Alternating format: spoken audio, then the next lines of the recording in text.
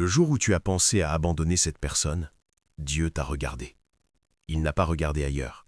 Il t'a regardé, toi, directement dans les yeux de ton âme, et il a dit quelque chose que tu n'as peut-être pas entendu. Pas encore. Mais aujourd'hui, tu l'entends.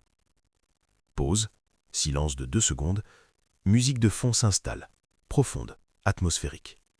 Tu te retrouves ici, devant cet écran, à ce moment précis, et ce n'est pas un hasard. Ce n'est jamais un hasard. Il y a des gens qui arrivent sur cette vidéo par accident. Toi, tu n'es pas de cela. Tu es ici parce qu'une partie de toi sait déjà qu'il se passe quelque chose de plus grand que ce que tu peux voir à l'œil nu. Une partie de toi résiste, une partie de toi tient encore, et cette partie-là, c'est Dieu qui la tient. Tu te sens différent, tu l'as toujours su. Pas supérieur, différent. Comme si le monde autour de toi parlait une langue que tu comprends, mais qui n'est pas vraiment la tienne. Comme si tu étais né pour quelque chose que personne autour de toi ne peut vraiment nommer. Et dans cette différence, parfois tu te sens seul. Parfois tu te demandes si tu es fou. Parfois tu te demandes si tu aurais dû, depuis longtemps déjà, lâcher prise sur cette personne que tu portes encore dans ta prière, dans ton cœur, dans tes nuits. Mais laisse-moi te dire quelque chose avant d'aller plus loin. Tu es vu, tu es connu, tu es choisi. Et Dieu, ce matin, cet après-midi, ce soir, peu importe l'heure à laquelle tu regardes cette vidéo, Dieu t'a envoyé ici pour te dire une seule chose. N'abandonne pas. Pas encore. Pas comme ça. Pas maintenant. Ce que tu vis avec cette personne n'est pas une erreur de parcours, c'est une épreuve de foi. Et les épreuves de foi ne sont jamais données aux gens ordinaires. Elles sont réservées aux choisis. Si tu te reconnais dans ces mots, si quelque chose dans ta poitrine vient de vibrer en les entendant, clique sur ce bouton d'abonnement maintenant. Pas pour moi, pour toi. Parce que cet espace a été créé spécialement pour ceux qui se sentent à part, incompris, profondément attirés par Dieu et qui cherchent des réponses que le monde ordinaire ne peut pas leur donner. Abonne-toi, active la cloche et reste jusqu'à la fin de cette vidéo, parce que ce que je vais te révéler dans les prochaines minutes pourrait changer complètement la façon dont tu vois ta situation. Laisse-moi commencer par quelque chose que personne ne t'a peut-être jamais dit aussi directement. Dans la Bible, il existe un concept que la plupart des gens lisent sans vraiment le comprendre. On l'appelle l'élection divine. Ce n'est pas une théologie abstraite pour les théologiens dans leur bibliothèque, c'est une réalité vivante. C'est le fait que Dieu, dans sa sagesse infinie, choisit certaines personnes, pas à cause de leur mérite, pas à cause de leur perfection, pas à cause de leur force, mais à cause de quelque chose qu'il a vu en eux avant même leur naissance. Jérémie 1,5 dit ceci, et je veux que tu l'entres dans ton cœur comme une clé. Avant que je t'ai formé dans le ventre de ta mère, je te connaissais. Avant que tu fus sorti de son sein, je t'avais consacré. Pense à ces mots. Avant. Dieu te connaissait. Avant. Avant tes erreurs, avant tes doutes, avant la nuit la plus sombre que tu aies traversée, avant que tu te demandes si tu valais quelque chose, avant que cette personne entre dans ta vie. Avant tout. Il te connaissait et il t'a choisi. Mais voilà ce que personne ne te dit sur les choisis. Être choisi ne signifie pas que la vie sera facile. Ça signifie exactement l'inverse. Regardons les choisis dans les Écritures. Regardons Joseph, vendu par ses propres frères, jeté dans un puits, esclave en Égypte, emprisonné pour un crime qu'il n'a pas commis. Est-ce que Joseph avait l'air d'un choisi pendant ces années-là? Pas du tout. Il avait l'air d'un homme abandonné par Dieu. Et pourtant, chaque souffrance qu'il traversait était une pièce du plan divin qui allait le mener à gouverner une nation. Regarde David, ou un roi par Samuel alors qu'il était encore adolescent à garder des moutons. Et puis, des années de fuite, de persécution, de caverne, d'incompréhension, de trahison, même de la part de ceux qu'il aimait. Est-ce que David avait l'air d'un roi pendant ces années de désert? Non, il avait l'air d'un fugitif, mais Dieu le formait pour le trône. Regarde Moïse, 40 ans dans le désert après avoir fui l'Égypte. 40 ans, pas 40 jours, pas 40 semaines, 40 ans de silence, de berger solitaire au milieu de nulle part, avant que le buisson s'enflamme et que la mission commence. Est-ce que tu vois le schéma? Les choisis passent toujours par une phase que j'appelle la phase du doute. C'est la phase où tout ton entourage, ta propre logique et parfois même des émotions te disent « Arrête, lâche, c'est terminé, ça ne marchera jamais, tu perds ton temps, tu te fais du mal, cette personne ne vaut pas ce que tu traverses pour elle. » Et dans cette phase, le choisi fait face à un choix, pas un choix ordinaire, un choix cosmique. Est-ce que je crois à ce que je vois ou est-ce que je crois à ce que Dieu m'a promis? car les yeux voient la réalité présente, mais la foi voit la réalité future, et les deux ne se ressemblent jamais. Alors, laisse-moi te poser cette question, et je veux que tu y répondes honnêtement dans ton fort intérieur. Cette personne dans ta vie, celle que tu penses à abandonner, celle pour qui tu te bats depuis si longtemps dans la prière, dans l'attente, dans la douleur, est-ce que Dieu t'a vraiment dit de lâcher? Ou est-ce que c'est la fatigue qui parle? Est-ce que c'est la blessure qui parle? Est-ce que c'est la logique humaine qui ne comprend pas encore le plan divin?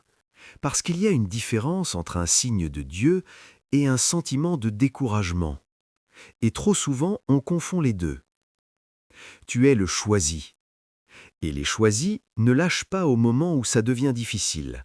Ils tiennent, exactement là où la pression est la plus forte, exactement là où le monde dit de partir, exactement là. Injonction spirituelle. Écris dans les commentaires « Je suis choisi ». 3 mots. Pas pour moi, pour toi. Pour que cette vérité sorte de ta poitrine et entre dans le monde physique. Parce que ce que tu confesses à voix haute, Dieu l'entend, et les anges l'entendent aussi. Maintenant, je dois te dire quelque chose de difficile. Et je te le dis avec amour, parce que l'amour véritable ne dit pas toujours ce qu'on veut entendre, il dit ce qu'on a besoin d'entendre. Dieu t'avertit. Pas dans le sens d'une menace, pas dans le sens d'une punition, dans le sens d'une main posée sur ton épaule par quelqu'un qui te voit te diriger vers une sortie que tu regretteras. C'est une alerte d'amour.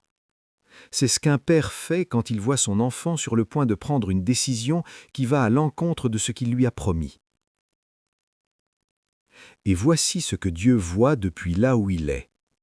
Il voit le chemin que tu as parcouru pour arriver jusqu'ici. Il voit chaque prière que tu as faite à genoux dans ta chambre quand personne ne regardait. Il voit chaque larme que tu as versée dans la douche pour que personne ne t'entende. Il voit chaque fois que tu as choisi de rester quand tout en toi criait de partir. Il voit la fidélité que tu as démontrée, dans l'obscurité, sans audience, sans reconnaissance, sans applaudissements. Et il voit que tu es au point de tout lâcher. Et son cœur se serre, pas parce qu'il n'a pas de compassion pour ta douleur, au contraire, c'est parce qu'il comprend ta douleur mieux que tu ne la comprends toi-même qu'il t'envoie ce message aujourd'hui. Il sait combien tu as porté, il sait combien c'est lourd, il sait que tu es épuisé, il sait que tu ne comprends pas pourquoi ça prend autant de temps.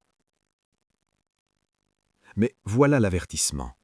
Ce que tu t'apprêtes à abandonner n'est pas ce que tu penses perdre. Tu penses abandonner une personne, mais tu t'apprêtes en réalité à abandonner ton poste, le poste que Dieu t'a confié. Il y a des gens dans la Bible qui ont failli abandonner leur poste, et les conséquences ne se sont pas fait attendre. Mais ceux qui ont tenu, ceux qui ont résisté à l'envie de fuir, ceux qui ont gardé leur position même quand tout semblait perdu, ce sont eux qui ont vu la gloire. Jonas a fui, et il a fallu une tempête, un poisson géant et 3 jours d'obscurité totale avant qu'il accepte de revenir à sa mission. 3 jours dans le ventre du poisson, image parfaite de ce que traverse quelqu'un qui a fui son appel et qui doit revenir à lui-même avant de pouvoir avancer. Est-ce que tu veux être Jonas dans le ventre du poisson? Ou est-ce que tu veux être Jonas debout devant Ninive, proclamant la gloire de Dieu?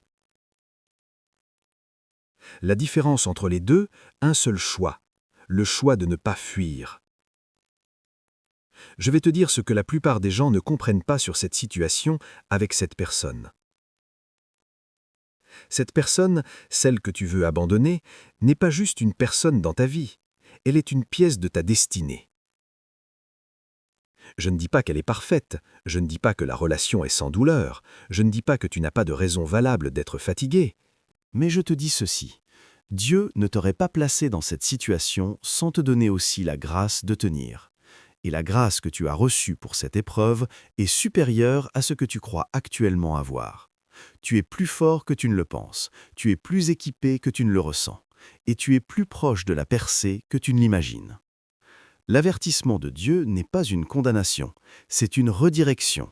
Il dit « Attends, ne fais pas ce mouvement, pas maintenant, parce que je travaille dans l'invisible et ce que je fais dans l'invisible est sur le point de devenir visible. » Hébreux 10, 36, vous avez besoin de persévérance, afin qu'après avoir accompli la volonté de Dieu, vous obteniez ce qui vous est promis.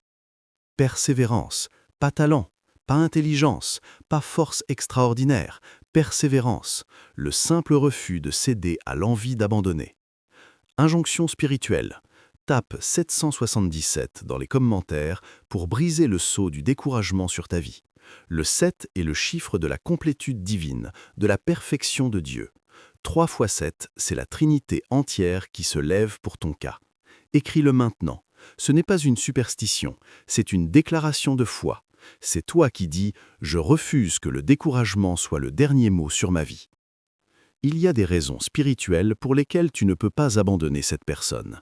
Et je ne parle pas de raisons émotionnelles. Je ne parle pas du fait que tu l'aimes encore, ou que tu souffres encore, ou que tu n'arrives pas à t'en détacher psychologiquement. Ces choses sont réelles, mais elles ne sont pas les raisons les plus profondes. Je parle de raisons inscrites dans le tissu de ton destin. Laisse-moi te poser une question. Quand cette personne est entrée dans ta vie, est-ce qu'il y a eu quelque chose d'inhabituel ? Pas forcément extraordinaire au sens spectaculaire du terme, mais quelque chose intérieur, un sentiment de reconnaissance, l'impression d'avoir déjà connu cette âme, une paix inexplicable, ou au contraire une perturbation profonde qui ressemblait moins à de la peur qu'à de l'éveil. Quelque chose qui t'a dit, à un niveau que ta logique ne pouvait pas tout à fait valider, cette personne compte. Ce n'était pas de l'illusion, ce n'était pas de la naïveté, c'était un signal que Dieu envoie quand deux destins sont appelés à se croiser d'une manière qui dépasse la simple rencontre humaine. Dans la Bible, les connexions divines se reconnaissent à leurs fruits, mais aussi à leur résistance. Plus une connexion est puissante dans le plan de Dieu, plus les forces opposées s'acharnent à la détruire. C'est une loi spirituelle. L'ennemi n'attaque pas ce qui ne compte pas. Il concentre ses efforts sur ce qui a le plus de potentiel transformateur. Alors, demande-toi pourquoi est-ce si difficile avec cette personne ?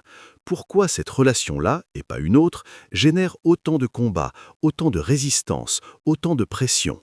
Est-ce que ça ne t'a jamais frappé que ce soit précisément cette relation, cette personne, ce lien qui soit attaqué de toutes parts ? L'ennemi ne perd pas de temps sur ce qui ne menace pas son royaume. Si cette relation était sans importance spirituelle, elle n'attirerait pas autant de turbulences. Et voilà la vérité que personne ne te dit. Certaines personnes dans ta vie ne sont pas là par coïncidence. Elles sont là parce que votre union, pas forcément romantique, ça peut être une amitié, un mentorat, une fraternité spirituelle, votre union porte quelque chose qui ni l'un ni l'autre vous ne pouvez accomplir séparément. Ecclésiaste 10, 9 à 12 dit « Deux valent mieux qu'un parce qu'ils retirent un meilleur salaire de leur travail. Car s'ils tombent, l'un relève l'autre. » Deux valent mieux qu'un, pas parce que la vie est plus facile à deux, mais parce que ce que Dieu a prévu pour vous deux ensemble est plus grand que ce qu'il a prévu pour vous séparément. Et quand tu abandonnes cette personne, tu n'abandonnes pas seulement une relation, tu amputes ta propre destinée. Est-ce que tu comprends ce que je suis en train de dire ? Tu n'es pas en train de considérer de quitter quelqu'un, tu es en train de considérer de quitter une partie de toi-même, la partie de toi qui était censée être révélée à travers cette connexion, cette version de toi que Dieu voulait faire émerger à travers cette épreuve précise, avec cette personne précise, dans ce moment précis de ton histoire. Et voilà le moment où tout bascule. Ce moment-là, maintenant, pendant que tu écoutes ces mots, c'est le déclic. C'est le moment où tu passes de « je veux abandonner » à « je comprends pourquoi je ne peux pas ». Pas parce que c'est facile, pas parce que tu as toutes les réponses, mais parce que tu commences à voir avec les yeux de la foi ce que la souffrance t'avait caché avec les yeux de la chair. Tu tiens, pas parce que tu es stupide, pas parce que tu es aveugle, mais parce que tu es un choisi qui commence à comprendre les règles du jeu spirituel. Et les règles du jeu spirituel sont simples. Ce qui est attaqué avec le plus de violence est exactement ce qui vaut la peine d'être défendu avec le plus de courage. Injonction spirituelle. Écris « Je ne lâche pas » dans les commentaires. Pas comme une performance, comme une déclaration à l'ennemi, comme une promesse à Dieu, comme un serment à toi-même. 3 mots qui changent la trajectoire de ton combat. Maintenant, Laisse-moi te parler de l'invisible, de ce que tu ne peux pas encore voir mais qui est en train de se construire pendant que tu attends.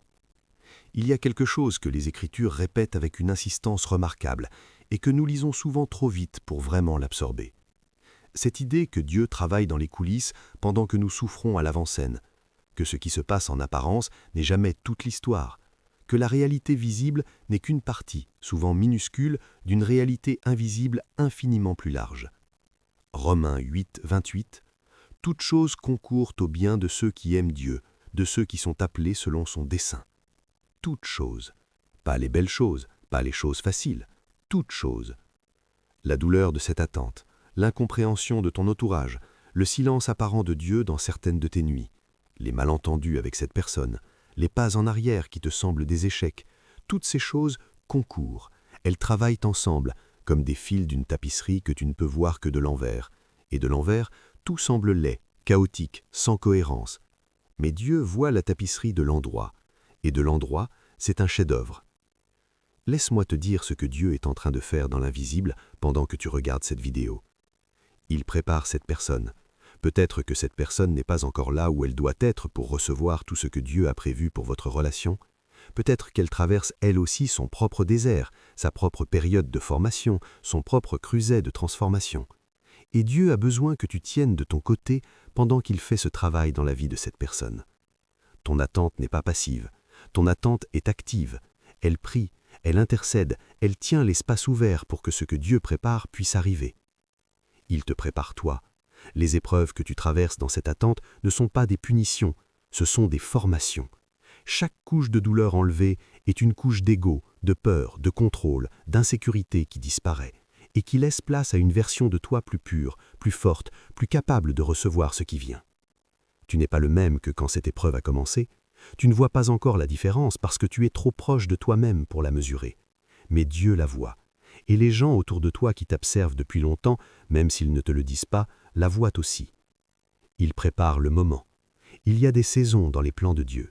Galates 6, 9 dit « Ne nous lâchons pas de faire le bien, car nous moissonnerons au temps convenable si nous ne nous relâchons pas. » Le temps convenable. Ce n'est pas ton timing, ce n'est pas le timing logique que ta tête calcule. C'est le timing parfait de Dieu, celui qui tient compte de toutes les pièces du puzzle que tu ne vois pas, de toutes les pièces du puzzle qui ne sont pas encore en place. Et voilà la révélation que je veux que tu emportes dans ton cœur à partir d'aujourd'hui. La percée est toujours précédée par la pression maximale, toujours, sans exception.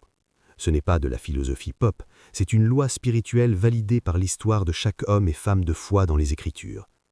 Joseph avait touché le fond de son puits, littéralement et figurativement, juste avant d'être élevé au rang de vice-roi d'Égypte. Le moment où Pharaon a eu son rêve et que Joseph était encore en prison, c'était le point de pression maximale. Une nuit de plus dans la prison, et le lendemain matin, sa vie entière avait basculé. David avait atteint le niveau de désespoir où ses propres hommes parlaient de le tuer. Première lettre de Samuel 36 dit « David était dans une grande détresse, car le peuple voulait le lapider. » Le point de pression maximale.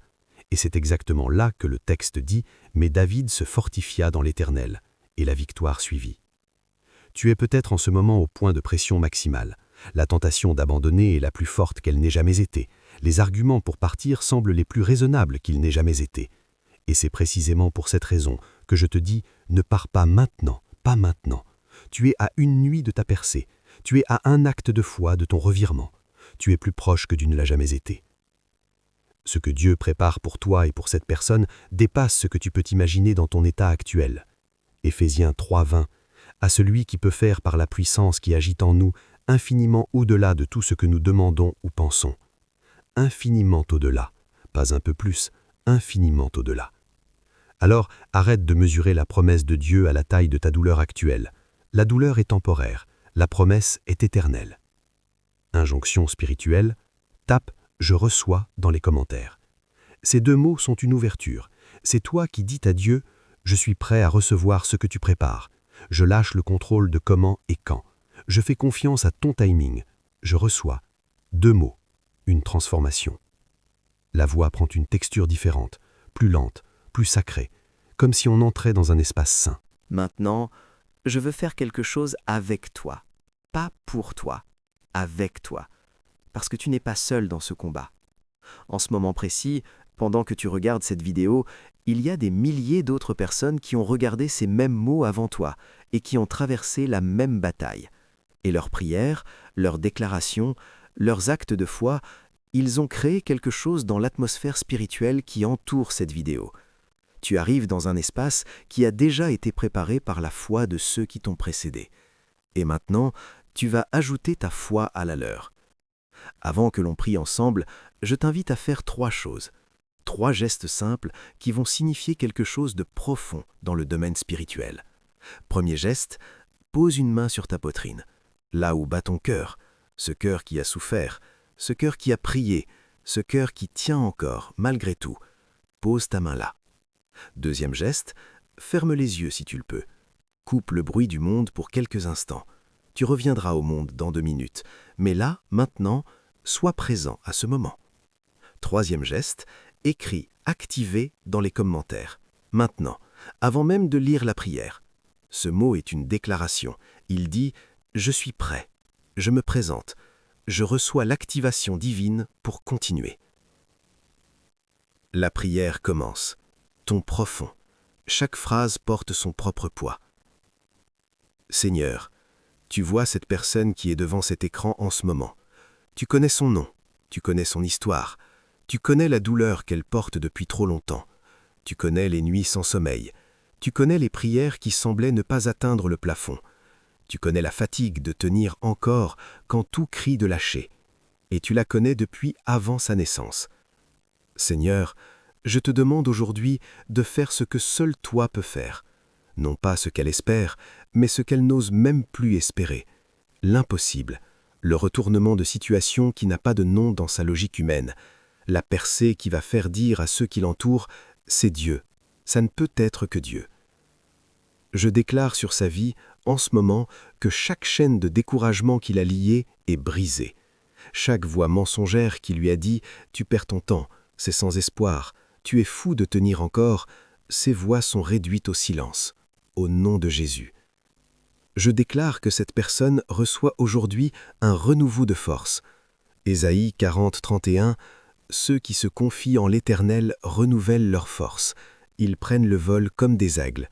Qu'elle s'élève, qu'elle ne marche plus péniblement, qu'elle vole. » Je déclare que la situation avec cette personne qu'elle porte dans son cœur reçoit aujourd'hui le toucher divin. Que les obstacles visibles soient renversés, que les obstacles invisibles, les forteresses spirituelles, les liens de l'ennemi, les murs de l'incompréhension soient abattus, en ce moment. Je déclare que ce qui était mort reprend vie, ce qui était froid reprend chaleur, ce qui était brisé est en cours de restauration dans les mains du Dieu qui restaure tout. Et je déclare que cette personne, toi qui écoutes, tu entres dans une nouvelle saison, la saison du après, après le désert, après l'épreuve, après la nuit la plus longue, le matin se lève pour toi. Seigneur, reçois cette prière, reçois la foi de chacun de ceux qui ont dit Amen aujourd'hui. Reçois leur espoir même blessé, reçois leur confiance même tremblante, et accomplis dans leur vie ce que tu as promis. Amen. Avant que je te laisse partir, je veux que tu emportes quelque chose avec toi. Pas juste des émotions, pas juste un frisson. Une règle. Une vérité que tu peux revenir toucher les jours où la fatigue revient, les jours où l'obscurité revient, les jours où la tentation d'abandonner revient. Parce qu'elle reviendra. L'ennemi ne renonce pas facilement. Voici la règle du choisi. Grave-la quelque part, dans un carnet, sur ton téléphone, dans ta mémoire. Le choisi ne mesure pas sa persévérance au regard de ce qu'il voit. Il la mesure au regard de ce que Dieu lui a promis. Et la promesse de Dieu est toujours plus grande que la douleur présente. C'est ça, c'est tout. Quand tu ne sais plus quoi faire, reviens à cette règle. Qu'est-ce que Dieu t'a promis? Reviens à la promesse, mets-toi à genoux devant elle, et tiens. Tu as traversé quelque chose de réel aujourd'hui dans cette vidéo. Ce n'était pas du divertissement, c'était une rencontre entre toi, moi et surtout Dieu qui t'a conduit ici parce qu'il avait quelque chose à te dire. Et ce qu'il voulait te dire, c'est ceci. Je n'ai pas oublié, je n'ai pas abandonné, je travaille, fais-moi confiance encore un peu. Encore un peu, pas indéfiniment, pas sans fin, mais encore un peu. Juste assez pour que la percée arrive, juste assez pour que la gloire se manifeste, juste assez pour que tu puisses regarder en arrière dans 6 mois, dans 1 an, dans 2 ans, et dire avec les larmes aux yeux, « Dieu avait raison. Ça valait la peine de tenir. » Ce moment arrivera. Je ne sais pas quand, je ne sais pas comment, mais je sais qu'il arrivera. Parce que Dieu est fidèle, et sa fidélité ne dépend pas de notre compréhension, elle dépend de sa nature, et sa nature, c'est d'accomplir ce qu'il a commencé. Philippiens 1,6 « Étant persuadé que celui qui a commencé en vous une bonne œuvre la rendra parfaite jusqu'au jour de Jésus-Christ. » Il la rendra parfaite. Pas toi, lui. Ta seule responsabilité, c'est de ne pas te retirer du chantier avant qu'il ait terminé. Si cette vidéo t'a touché, et je crois qu'elle l'a fait, sinon tu ne serais pas encore là, fais une chose pour moi, une seule. Dis-moi dans les commentaires quelle est la phrase qui t'a le plus marqué aujourd'hui. Pas parce que j'ai besoin de le savoir, mais parce que quand tu l'écris, tu l'ancres, tu l'installes dans ta réalité. Et la prochaine personne qui passera sous cette vidéo et qui lira ton commentaire trouvera peut-être dans tes mots exactement ce dont elle avait besoin pour ne pas abandonner elle aussi. Tes mots peuvent être le message de Dieu pour quelqu'un d'autre. Et ça, c'est le privilège des choisis. Pas juste de recevoir la grâce, mais de la transmettre, de l'incarner, de la vivre à voix haute pour que le monde puisse la voir. Tu es vu, tu es connu, tu es choisi. À la prochaine vidéo. Et d'ici là, tiens,